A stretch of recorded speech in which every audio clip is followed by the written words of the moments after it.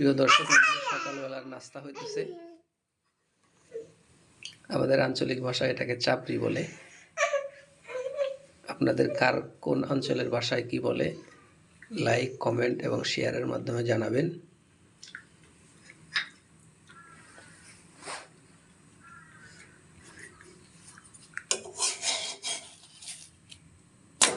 দেখুন কত সুন্দর দেখতে,